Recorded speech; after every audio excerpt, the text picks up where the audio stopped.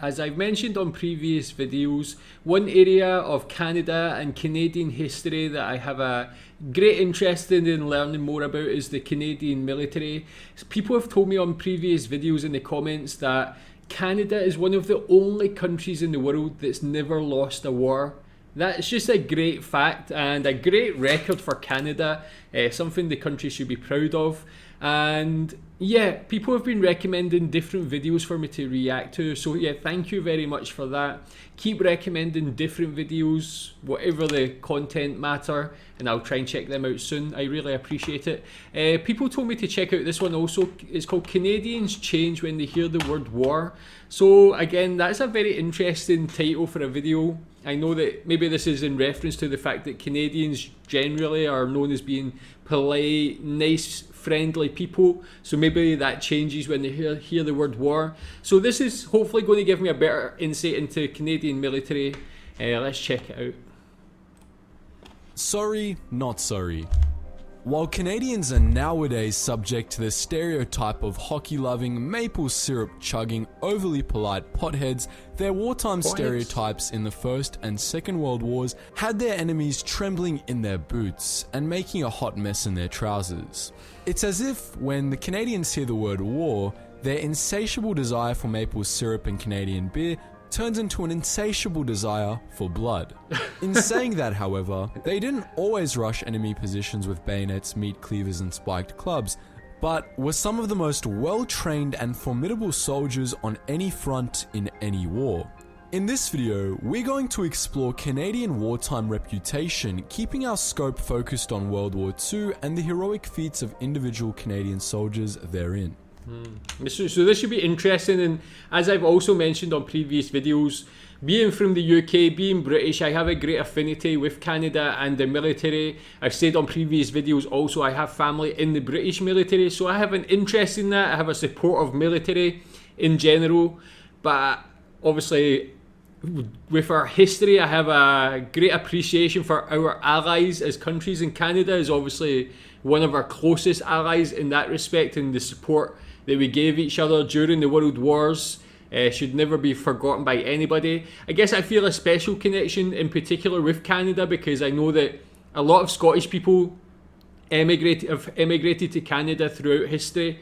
So there's always been like a Scottish contingent within the Canadian military also. I know they have Highlander regiments there as well. So I really feel like a strong connection with Canada and can't. To get the puck sliding, let's move our scope quickly to the First World War, in which the Canadians laid the groundwork for their reputation as shock troopers. Mostly, the troops of the Canadian Corps were known for their savage raids on enemy trenches and their unwritten take no prisoner and kill the wounded policies. Locked in a stalemate in opposing trenches, the Canadians devised all manner of strategies and weaponry to flip the chessboard upside down and clean up the enemy pieces.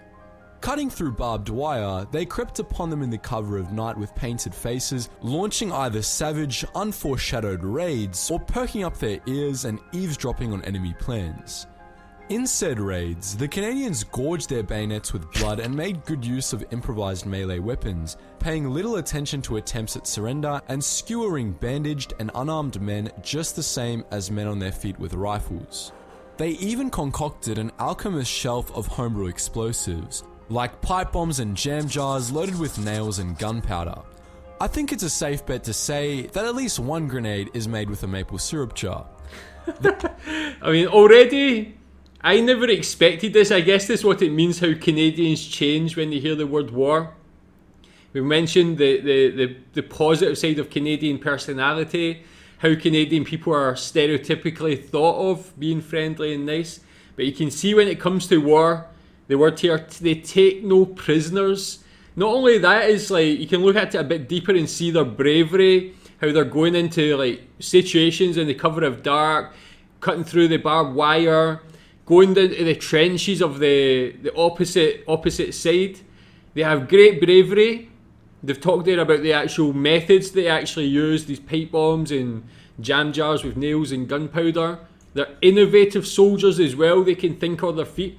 This is what you want, man. Being British, this is what you want on your side, man. You want people like this, soldiers like this, a military like this, who are going to like not give up, man, who are going to go on the front foot, man. There are I also love it. tales of Canadian troops using temporary truces, like on Christmas Day, as a chance to catch their enemy with his stockings on, sending him grenades instead of Christmas ham, and bullets through the brain instead of season's greetings.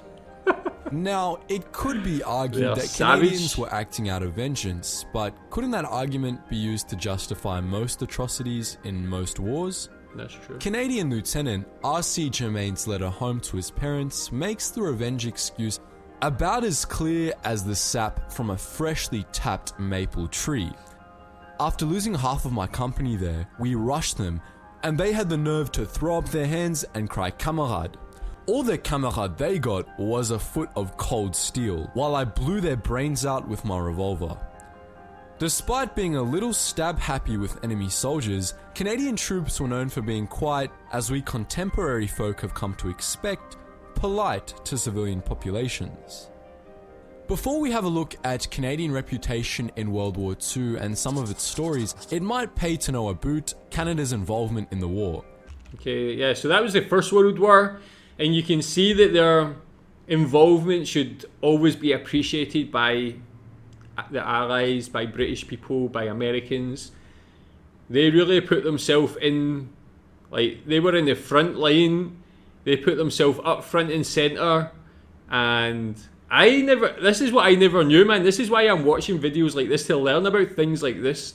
I never knew of the specifics of their role. I just knew of the Allies as a general group, the countries that were involved, but to hear the actual personal stories, they sound like some amazing soldiers.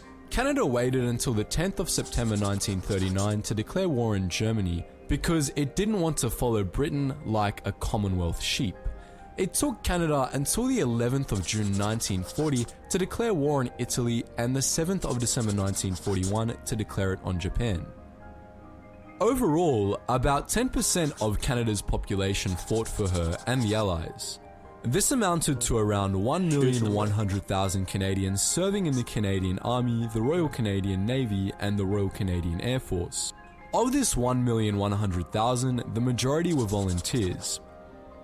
Canadians fought in almost every theatre of World War II, notably in the defence of the United Kingdom, the Battle of Hong Kong, the Dieppe Raid, the invasions of Sicily and Italy, the Normandy landings and the liberation of France, and the liberation of Belgium and the Netherlands. And all volunteers. The Canadian Navy escorted Allied ships across the Atlantic and maintained a high presence in the Pacific Ocean, and pilots from the Canadian Air Force flew under the wing of the British Royal Air Force.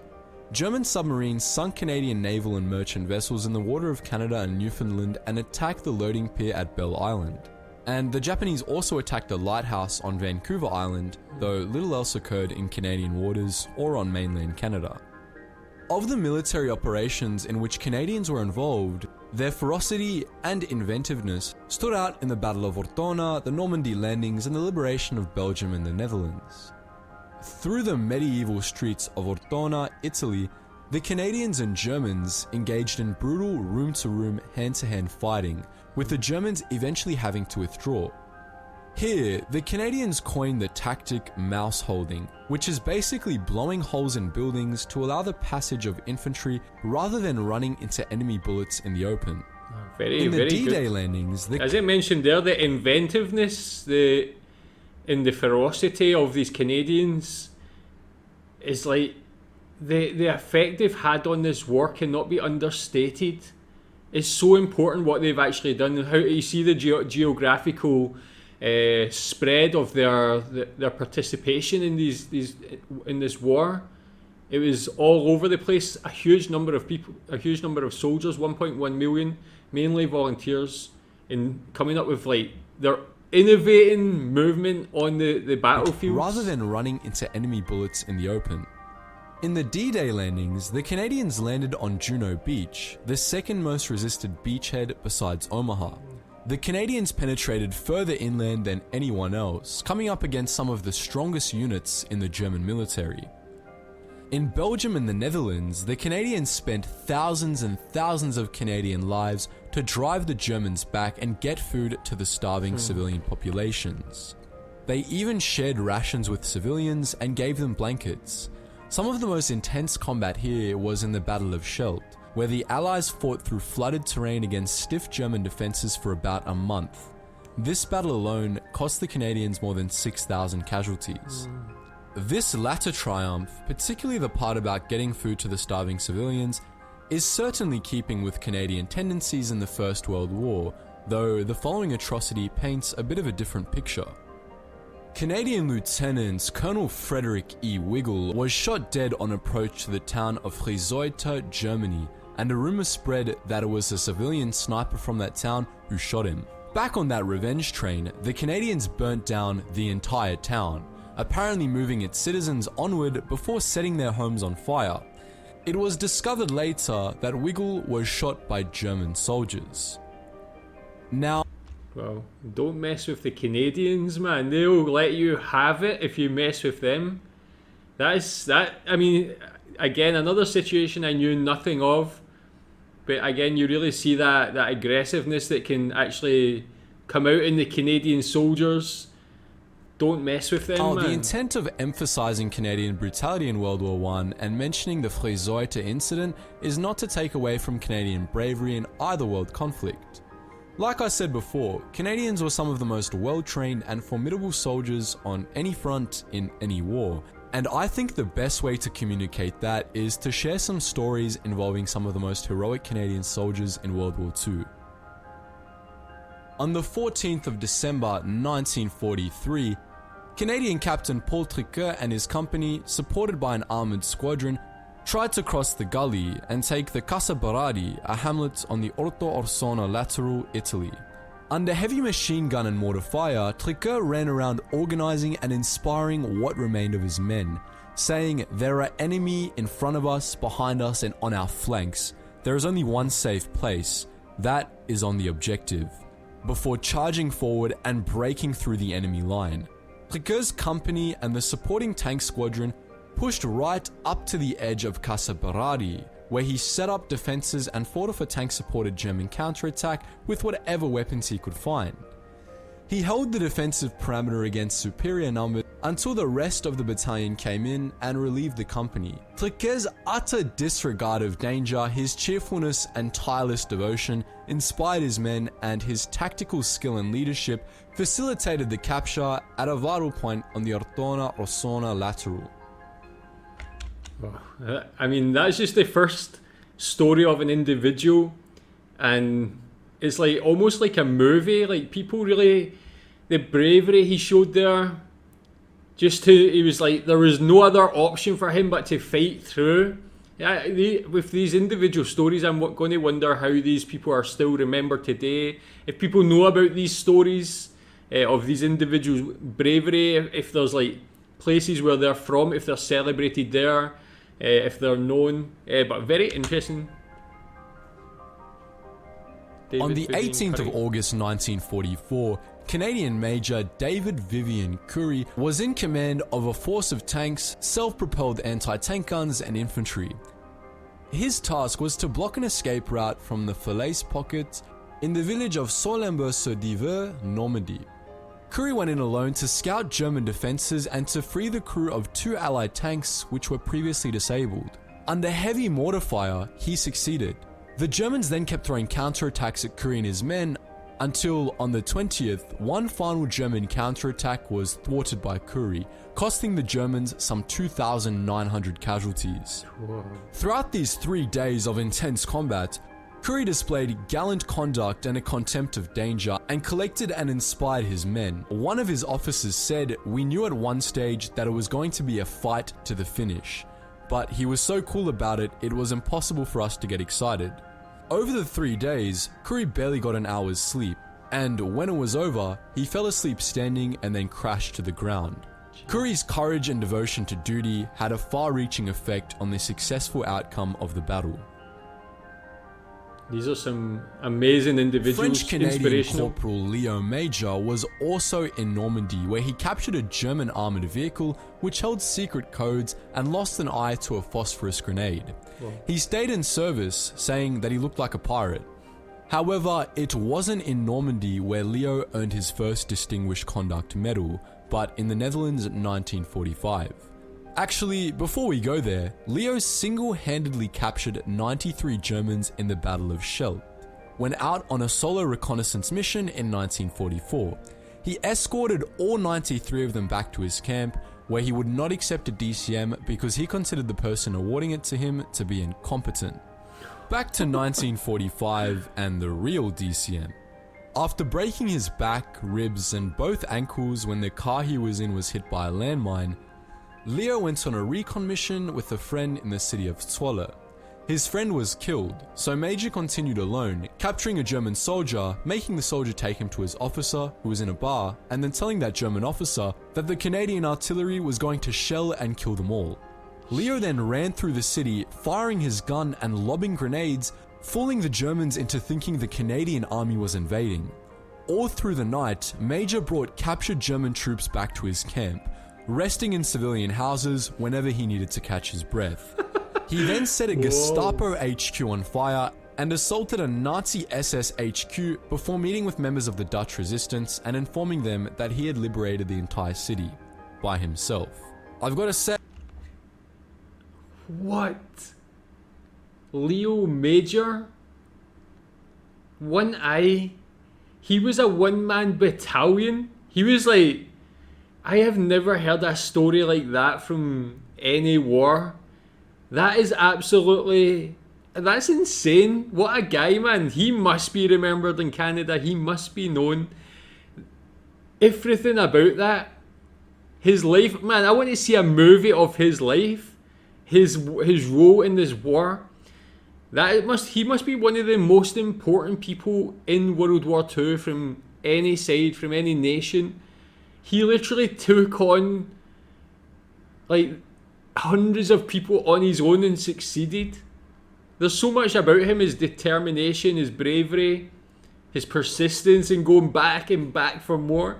He was insatiable for doing what he believed was the right thing, which was the right thing, man. Just taking out Germans. Unreal, man. That last one is pure insanity. What an absolute machine. Overall, based on the available evidence at least, I think Canadians in World War II abandoned their unofficial take no prisoner and kill the wounded policies of World War I. Obviously, this is a generalization, and the Vliesuyte incident certainly demonstrates that they were at least capable of unjust violence, though there is no comparing the deeds of the Canadians to, say, the Germans, the Japanese, and the Soviets. As evinced by the stories of Paul Triqueux, David Currie, and Leo Major, Canadian courage and formidability was in no short supply, and I believe modern-day Canadians should be proud of how the Canadian military cleaned up their act after World War I and made such a brave and significant contribution to an Allied victory in the Second World War.